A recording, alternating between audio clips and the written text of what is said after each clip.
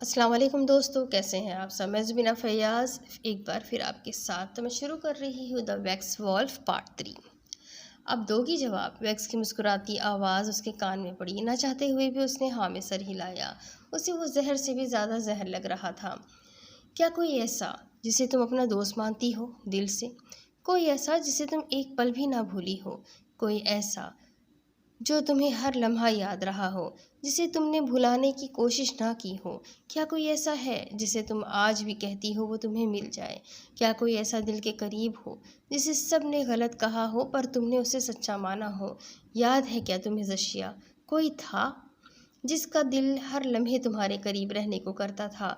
तुमसे अलग होने का तो उसने सोचा भी नहीं था। क्या ऐसा कोई था? बताओ मुझे जी। उसकी पकड़ में शिद्दत थी। वो कर्ब से अपने बारे में पूछ रहा था। उसे डर था कहीं वो उसे याद ही ना हो। जशी अपनी दर्द भरी आंखों से उसे देख रही थी, एक हमेशा की तरह जिसके लिए गिरने वाला आंसू आज उस पर ही गिरा था, जिसकी याद पर, जिसके मासूम बीते पलों पर निकलता था। हाँ था नहीं है। वैक्स वो है। हर गुज़रते साल, हर गुज़रते महीने, हर गुज़रते दिन, हर गुज़रते घंटे, हर पल वो मेरे साथ है। कोई था नहीं वैक्स, है जिसकी आने की दुआ मैं हर दिन करती हूँ। वो आज भी ज़िंदा है, वो कहीं ना कहीं ज़रूर है वैक्स। उसे सिर्फ उसकी दोस्त भूल गई है। वो कहती फूट फूट कर रोती बैठती चली गई। वो चीखता रहा, कहता रहा, उसने कुछ नहीं किया। फिर भी उसे अलग कर दिया गया अपनों से। उससे इतनी उम्र में सब खुशियाँ छीन ली गई। उसे ज़ालिमों ने ख़त्म कर दिया।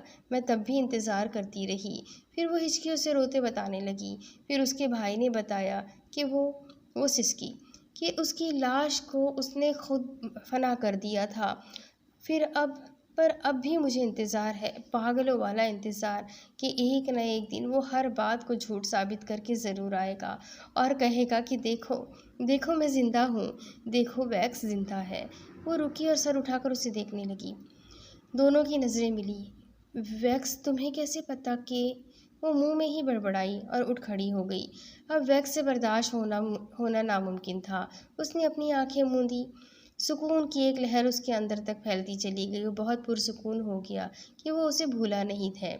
वो उसे कातिल नहीं समझती। उसने अपनी बाहें फैलाई। हाँ जी, वैक्स ज़िंदा है। तुम्हारा वैक्स ज़िंदा है।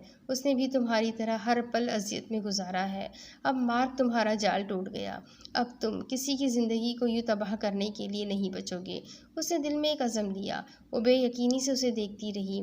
क्या कभी ऐसा भी होता है कि जिसके लिए आप रोज़ दुआएं मांगें और उसके आने की एक दिन एक भी किरण नज़र ना आए, फिर अचानक वो आ जाए? वो एकदम उसके सीने से लगी और रोती चली गई। वैक्स उसे अपने भेड़िए से लेकर हर बात उसे बताने लगा, सिर्फ उस पर किए हमले और मार की गद्दारी के। वैक्स मुस्कुराता हुआ उसे चुप कराने की कोशिश करता रहा। जब उसके आंसू फिर भी ना रुके तो वैक्स ने उसका चेहरा अपने हाथों के प्याले में भरकर अपने सुर्ख लबों से उसका बहता समंदर अपने अंदर उतारने लगा। उसकी हरकत पर उसके आंसू एकदम रुके और वो ब्लश करती चेहरा अपने हाथों में छुपा गई। उस पर वैक्स का कहकहा हल्का सा कहकहा गूंजा। वैक्स, चलो मम्मा से मिलो, वो तुम्हें बहुत याद करती है। वो मिलेगी तो मेरी तरह उन्हें भी शौक लग जाएगा। पापा तो बहुत खुश होंगे, पर वो आएंगे कब पता नहीं। वैक्स को पता था कार्थन के बारे में, किसी को नहीं पता कि वो कहाँ है। वैक्स का फ़ोन बजने लगा। उसने एक नज़र जशिया को देखा, उसके माथे पर लप रखे, और बोला, अब जल्द ही मिलेंगे, हमेशा एक होने के लिए। अब वैक्स को कोई जशिया से अलग नहीं कर सकता, और आंटी और अंकल से भी जल्द ही मिलूँगा। मोबाइल पर वैक्स के आदमी थे जिनको उसने कार्थन को ढूंढने के लिए भेजा था, और कार्थन मिल गया था। उसके फ्लैट पर उसके आदमियों के साथ था। वो एक नज़र जशिया पर डालकर जिस रास्ते से आया था उसी से चला गया। आज फिर वो अपनी बदसूरत शक्ल के साथ लेसी के सामने खड़ा था और वो थर-थर काँप रही थी। उसने कहा कि वो जशिया को यहाँ बुलाए। उसने काँपते हाथों से जशिया को कॉल मिलाई। जी, जो वैक्स के जाने के बाद बैठी उसके बारे में सोच रही थी, जब लेसी का नंबर उसके मोबाइल स्क्रीन पर जगमगाने लगा। उस दिन के बाद आज उसकी कॉल फिर से आ रही थी। उसका दिल तो कर रहा था कि कॉल पिक करने को, पर उसे किसी को इग्नोर करना अच्छा नहीं लगता था। उसने ओके करके कान से कॉल लगाई। और हेलो कहा। जी प्लीज़, मेरी गाड़ी ख़राब हो गई है, मुझे बहुत डर लग रहा है, मैं यहाँ अकेली खड़ी हूँ, मेरी हेल्प कर दो, प्लीज़ जल्दी आ जाना। उसने जगह का नाम बताया जो एक सुनसान और जंगल के करीब थी, और रात में तो वो और भी ज़्यादा खौफनाक होगी। लेकिन लेज़ी वहाँ क्या कर रही है, ये सवाल उसके दिमाग में आया। पर तुम वहाँ क्या कर रही हो, और इतनी रात को? उसको तो सोचते ही खौफ आ रहा था जगह से। वो मैं तुम्हें बताऊंगी, प्लीज़ जी, जल्दी आ। उसका जुमला मुकम्मल होने से पहले उसकी चीख निकली, जो जशिया को यहाँ पर भी हिलाकर रख गई थी। उसके साथ ही उसकी कॉल कट गई। जशिया मोबाइल बेड पर फेंक कर जल्दी से भागी, अपनी माँ को बताए बगैर गाड़ी स्टार्ट की और तेज़ भगाने लगी, बगैर ये सोचे कि वो एक लड़की है, लेज़ी को क्या बचा पाएगी। लेज़ी जो जशिया से बात कर रही थी, उसे यहाँ बुलाने की कोशिश कर रही थी। वेलनेस का काले नाखूनों वाला हाथ अपनी कमर पर महसूस करके उसकी चीख निकल गई और मोबाइल हाथ से गिरकर टूट गया। वो खुद को कोस रही थी जब उसने वेलनेस से दोस्ती की, और उसी दिन वेलनेस का भयानक चेहरा सामने आया और वो बिल्कुल उसकी कैद में आ गई थी। फिर उसका जो भी बुरा काम होता वो लेज़ी ही करती, उसके डर से। अब तक वो बची हुई थी क्योंकि उसे जशिया को फंसाना था, पर अब वो भी आ रही थी। अब वो बच पाएगी या नहीं? वेलनेस वैक्स को कमज़ोर करके मारना चाहता था, जैसे उसने दूसरे भेड़ियों के साथ किया था। उनकी कमज़ोरी उनके अपने होते हैं और उनको ही ख़त्म करके वो उन्हें ख़त्म करता था। वो थर-थर काँप रही थी, अपने बचने की दुआ कर रही थी, पर ये भूल गई थी अपने आप को। बचाने के लिए उसने कितनी मासूमों की जान ली थी। हर बार वो कैसे बचती। अब तो वेलनेस का काम भी पूरा हो गया था। अचानक उसके लंबे काले दाँत लेज़ी के गर्दन में घुस गए। उसकी चीखें पूरे माहौल को और खौफनाक बना गई थी। वैक्स जो अपने फ्लैट की तरफ जा रहा था, अचानक उसका दिल घबराने लगा। वो तेज़ी से धड़कने लगा। उसे बेचैनी से महसूस हो रही थी। उसके मुंह से खुद ब खुद जशिया का नाम निकला। जी, कि क्या क्या वो ठीक है? कहीं वेलनेस? नहीं नहीं, वो ऐसा नहीं कर सकता। उसे पता था वेलनेस कुछ भी कर सकता है उसे मारने के लिए। फिर भी वो खुद को तसल्ली देने लगा, वो कर सकता है कुछ भी, मुझे जशिया के पास जाना होगा। वो खुद से बोला और मोबाइल निकालकर अपने आदमियों से कह दिया कि कारथन को छोड़ दे, और खुद भागने लगा जशिया की तरफ। जब उसके ऊपर वेलनेस की शक्ल के वैम्पायर्स अपने बड़े परों से मंडलाने लगे और कुछ ने उसे चारों तरफ से घेर लिया था। ये सिर्फ उसे जशिया तक ना जाने के लिए था। उसकी नज़र जैसे ही ज़मीन पर गई, चांद की रोशनी में सड़क पर सिर्फ उसकी परछाई थी और उनमें से किसी की भी नहीं थी। मतलब वेलनेस यहाँ इनमें से नहीं था। तो वो जशिया के पास, या जशिया को? उसके दिमाग में सवाल बिखरने लगे। लेज़ी नहीं, वो चीखा। उसकी चीख आसपास की हर चीज़ को हिला के रख गई। मुझे कैसे भी करके जशिया तक जाना ही होगा। उसने आंखें बंद करके कुछ पढ़कर कारथन के पूरे घर का जायजा लिया, पर वो वहाँ पर नहीं थी। मतलब वो बाहर थी, पर कहाँ? जशिया कहाँ हो? वो दहाड़ा, अगर उसे कुछ हुआ तो मैं वेलनेस तुम्हारी नस्लें कुचल दूंगा। वो जोर से बोला, जिस पर सब परछाइयों का कहकहा लगा। अब उसे जशिया तक पहुंचने के लिए दिमाग लगाना था। उसने वेलनेस की परछाइयों को देखकर सोचा। उसका चेहरा और आंखें सुर्ख थी। अगर वो गलत रास्ते पर गया तो उसे ये परछाइयाँ कुछ नहीं करेंगी। अगर वो सही रास्ते पर गया तो वो ज़रूर उसे रोकने की कोशिश करेंगी, और इसी का ही फ़ायदा उठाकर उसे जशिया तक पहुंचना था। वो सोचकर भागने लगा, पर वो परछाइयाँ भी कोई उसे झपटने की कोशिश करती तो कोई आगे आकर हमला करती, पर वो उन सब से बचता जशिया की खैरियत की दुआ करता भागता रहा। चांद की रोशनी, दोनों तरफ घना जंगल जिनमें से जानवरों की दहाड़ने की आवाज़ें आ रही थी। वो भागता हर चीज़ को चीरता आगे बढ़ रहा था। आगे दो रास्ते थे, एक पर वो परछाइयाँ रास्ता रोके खड़ी, दूसरा खाली था। वो उस रास्ते की तरफ बढ़ा तो उसे थोड़ा सा रास्ता मिला। उसके दिमाग में आया, नहीं ये नहीं। वो वापस मुड़ा और उस खाली रास्ते पर भागा। पीछे वो भी चीखती उस पर झपटी। जशिया तेज़ गाड़ी भगाती लेज़ी तक पहुंचने की कोशिश कर रही थी। वो अपने घर से काफ़ी दूर आ गई थी। अगर उसके हवास काम करते, अपने आसपास का माहौल देखती तो वहीं खौफ से बेहोश हो जाती, पर उसकी सारी तवज्जो लेज़ी की तरफ थी। वो कैसे भी करके उस तक पहुंचना चाहती थी। वो सोचों में गुम तेज़ रफ्तारी से गाड़ी भगा रही थी जब एक झटके से गाड़ी रुकी। ये झटका गाड़ी को नहीं, जैसे उसे लगा था। वो परेशान हो गई, काफ़ी चिल्लाने की कोशिश की, पर कार स्टार्ट ना हुई। घबराहट से उसका बुरा हाल था। इस हालत में भी वो लेज़ी की खैरियत की दुआ करती पैदल ही भागी। भागते भागते वो एकदम रुकी। बीच रास्ते में कोई इंसान किसी पर झुका कुछ कर रहा था। रात की स्याही की वजह से उसे काला सा लगा, पर चांद की रोशनी में मंजर साफ था। आ गई जशिया, वेलनेस की आवाज़ उसके कानों में पड़ी। वो चौंक उठी। वेलनेस यहाँ क्या कर रहा है? और वो उसे ऐसे क्यों झुका हुआ है ज़मीन पर? ऊपर से कैसे पता वो यहाँ आ रही थी? लेज़ी कहाँ है? उसने तो इसी जगह का कहा था। ऐसे सवाल उसके दिमाग में एक साथ चलने लगे। वेलनेस की गर्दन मुड़ी तो जशिया की चीख निकल गई। वो उछलकर दूर हटी। आह! वेलनेस की मैदे जैसी शक्ल पर काले चीर और लाल आंखें, लंबे लंबे दांत जिनमें से खून टपक रहा था। और वो जिस पर झुका हुआ था वो लेज़ी की लाश थी, जिसमें से वो खून पी रहा था। वो वैक्स को पुकारती वापस पीछे भागी। जब पीछे किसी से टकराई, उसने डरते सर उठाया तो वो वेलनेस था। आह! वैक्स, प्लीज़ मुझे छोड़ दो, मुझे बचा लो। वो वैक्स को पुकारती जैसे ही पीछे मुड़ी, एक ठा की आवाज़ के साथ मुंह के बल नीचे गिरी। उसके मुंह से खून बहने लगा। वो मुड़ी और हाथों की हथेलियों की मदद से पीछे हटने लगी। आंसू लड़ियों की सूरत में बह रहे थे। वो सिसक रही थी, वैक्स को पुकार रही थी। थोड़ी देर पहले जो लेज़ी के लिए दुआ थी, अब वो वही दुआ अपने लिए मांग रही थी। प्लीज़ मुझे छोड़ दो, मैंने क्या किया है? प्लीज़। वो सिसकती कहती पीछे को होने लगी। वेलनेस का एक कहकहा लगा, जो उसकी तरह ही खौफनाक था। क्या किया है? वो हंसा।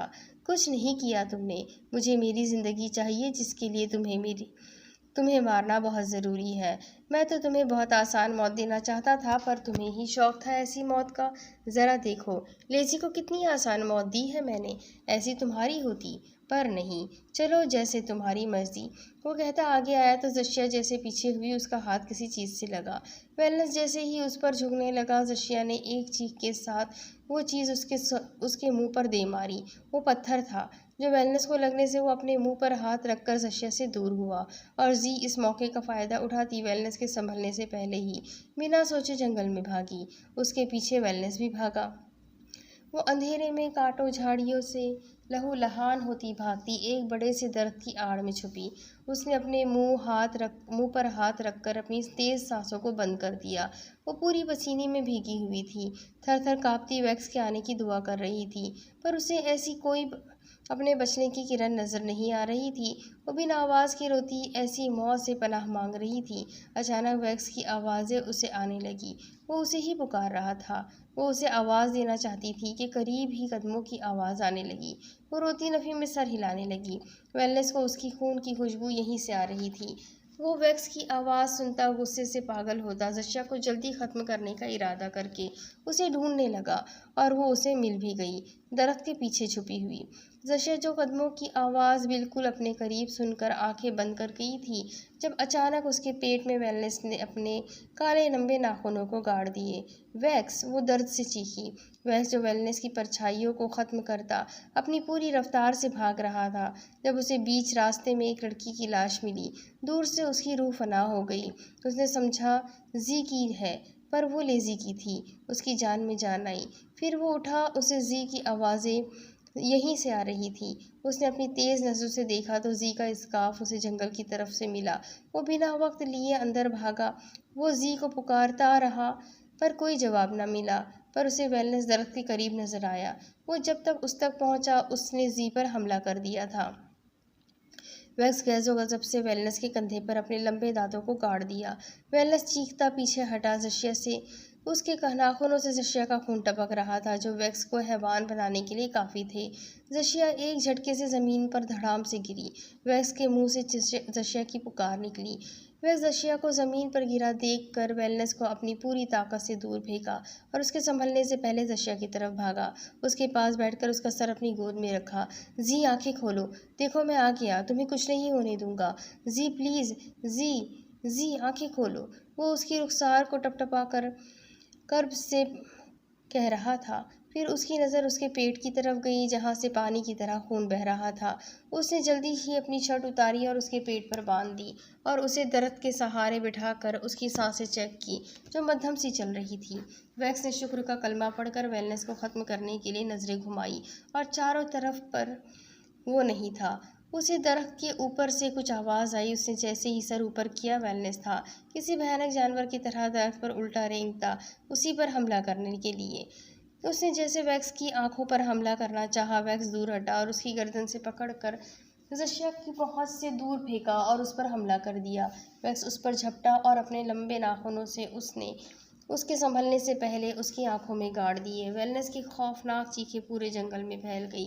फिर वैक्स ने अपने पंजे से उसकी पेशानी पर चीरता गया। वेलनेस नीचे था, वैक्स ऊपर, उसे बिल्कुल कैद किए। और जब दिल पर उसका हाथ रुका तो उसने खंजर को निकाला और फिर एक दफ़ा उसके दिल पर वार किया, फिर दूसरी दफ़ा, और फिर ऐसे ही करता गया। उसके सामने सिर्फ जशिया का पेट से निकलता खून घूम रहा था। उसने वेलनेस को कुचल कर रख दिया था। वो तो शायद मर भी चुका था, पर वैक्स, वो होश में होता तो वो देखता। वो रुका तब जब जशिया के कर्राने की आवाज़ सुनी। वो दर्द से वैक्स को पुकार रही थी। वैक्स ने एक नज़र वेलनेस पर डाली, जो खून में रंगा कुचला हुआ था। वो उठा और जाने लगा। फिर पीछे मुड़कर देखा और वापस जाकर खंजर से उसके हाथों के टुकड़े टुकड़े कर दिए। उसका शायद दिल का नहीं भर रहा था। उसका बस चलता तो वेलनेस के जर्रे जर्रे कर देता। वो जल्दी से जशिया की तरफ गया और उसे बाजुओं में भरकर जंगल से बाहर भागा। रास्ते पर पड़ी लेजी की लाश को दूसरे जानवर घसीटते जंगल में ले जा रहे थे। वो जशिया को उठाता, जितनी एक भेड़िए की रफ्तार थी भागने की, उस रफ्तार से भाग रहा था। खून टपक टपक कर बूंदें गिर रही थी। उसकी शर्ट बंधी हुई थी। ज़्यादा खून बहने से उसकी जान को भी खतरा हो सकता था।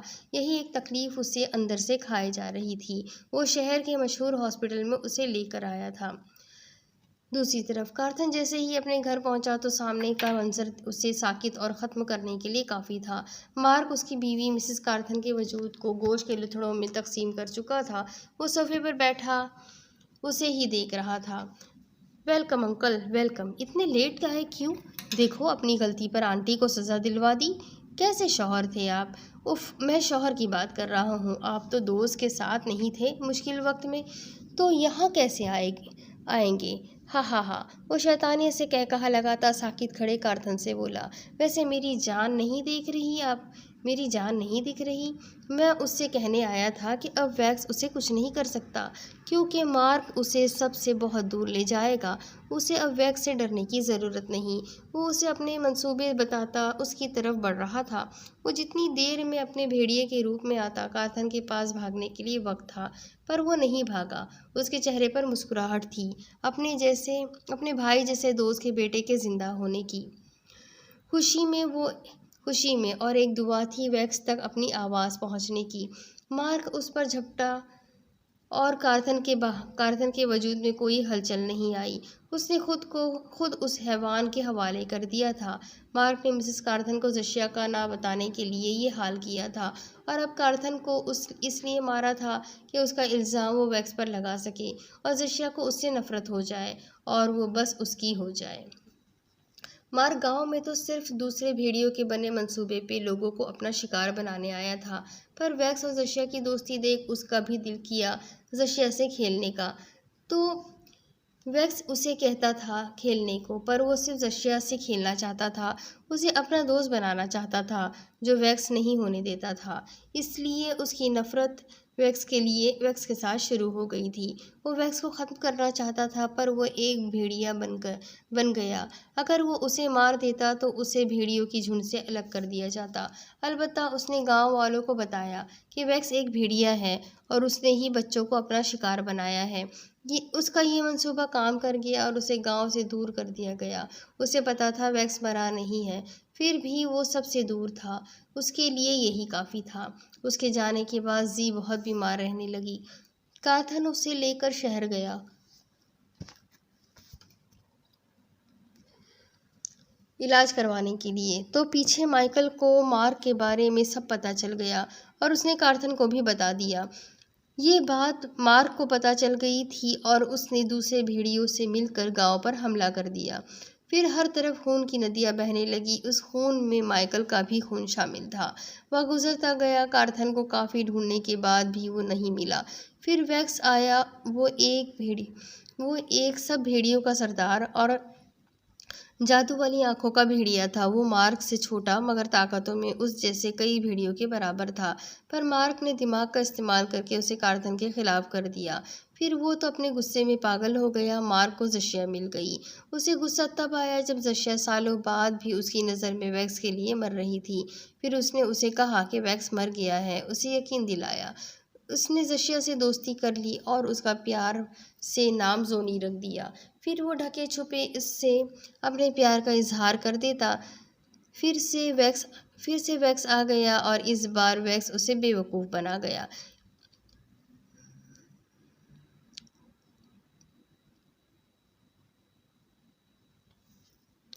और आईसीयू के बाहर वो बैठा था जब उसके आदमी वॉइस रिकॉर्ड लेकर कार्थन के वॉइस रिकॉर्ड लेकर आए। उसने वो सुना जिसमें उसके मिलने की खुशी, जशिया को उसके हवाले करने की गुजारिश और मार्क की तमाम चालाकियों के बारे में था।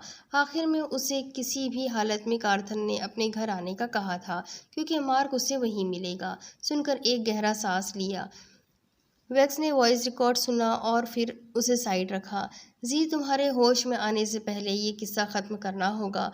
खुद से बड़बड़ाता अपने आदमियों को जी का ख्याल रखने का कहते सुर्ख नीली आंखों और वेलनेस के खून में रंगा आखिरी शिकार की तरफ गया। वैक्स जैसे ही कार्थन के घर पहुंचा, मार्क निकल रहा था बाहर। वैक्स ने अचानक एक जोरदार लात उसके सीने पर मारी जिससे वो वापस घर के अंदर जा गिरा। वैक्स ने दरवाज़ा बंद कर दिया और आके सामने जाकर उसके सामने खड़ा हुआ। अपनी लहू टपकाती लाल नीली आंखों से उसे घूरने लगा जिस पर मार्क घबरा गया। वैक्स कार्थन और मिसेस कार्थन वैक्स का, कार्थन और मिसेस कार्थन का नोचा हुआ लाश देखकर अंदर से कट कर रह गया। फिर उसके कान में कुछ लफ्ज़ घूमे।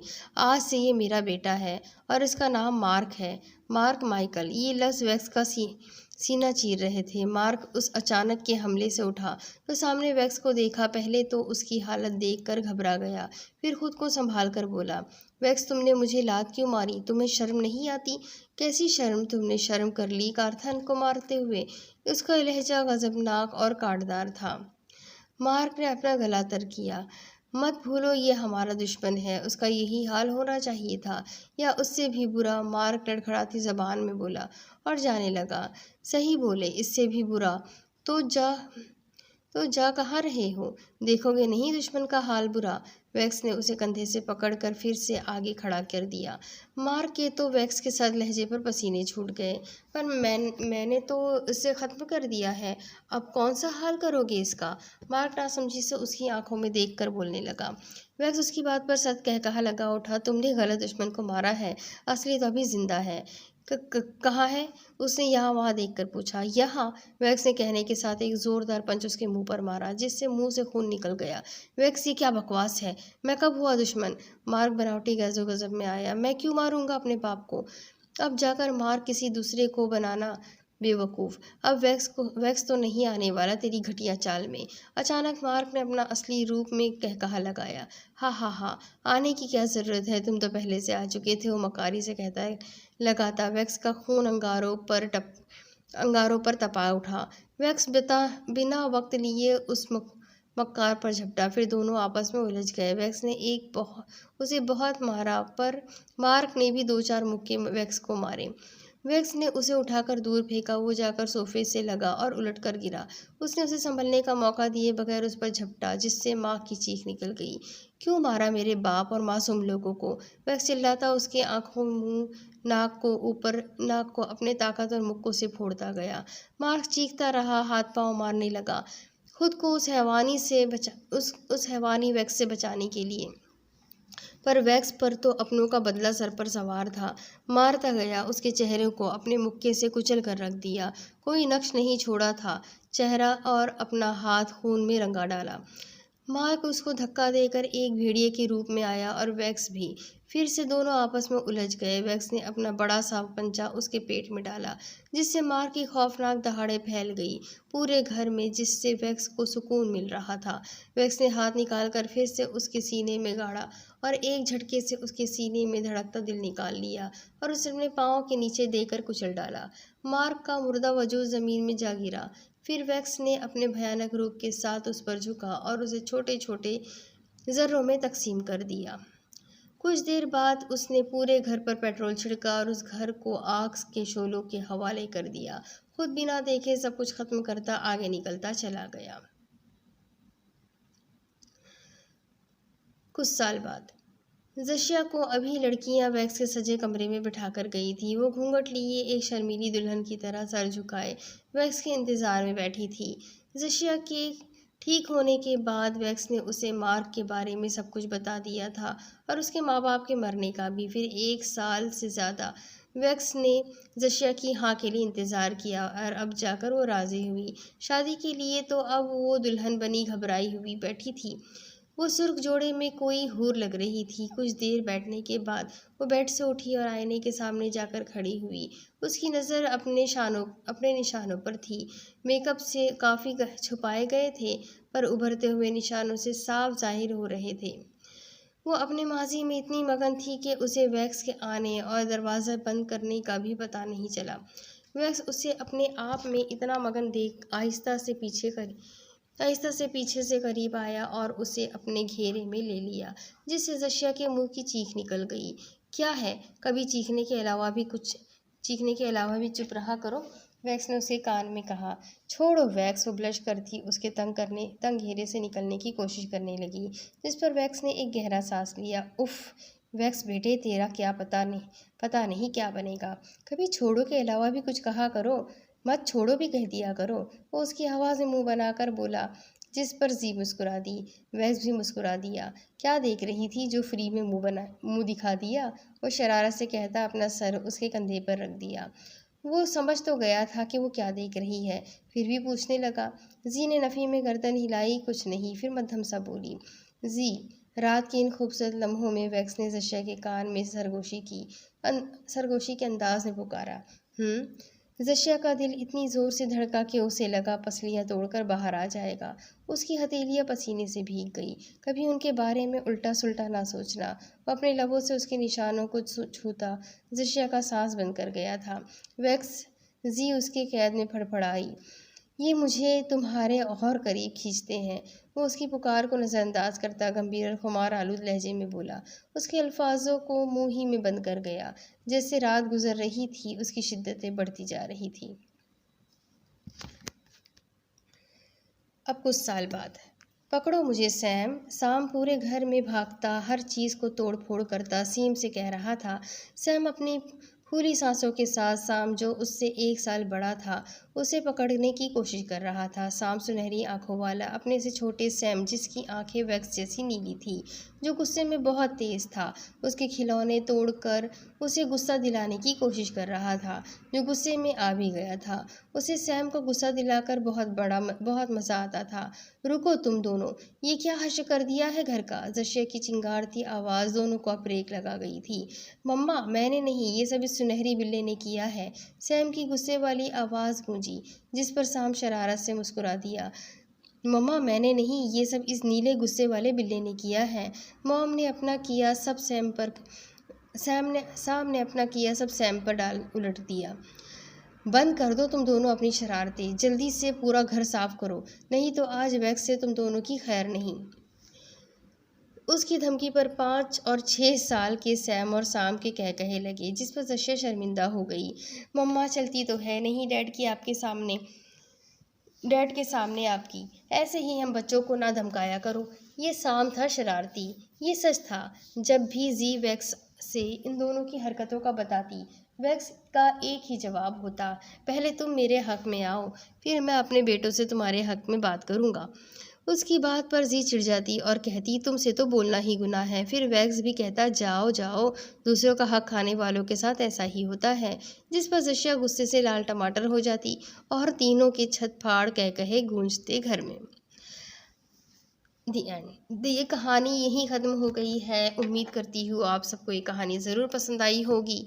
ऐसी एक और नई कहानी के साथ बहुत जल्द फिर मिलूँगी। जब तक के लिए चैनल को सब्सक्राइब कर लीजिए, बेल आइकन को ज़रूर दबा दीजिए, और अगर कहानियाँ पसंद आती है तो अपने कॉन्टेक्ट्स में शेयर करना बिल्कुल भी ना भूलें। एक और नई कहानी के साथ बहुत जल्द मिलेंगे। तब तक के लिए अल्लाह हाफ़िज़।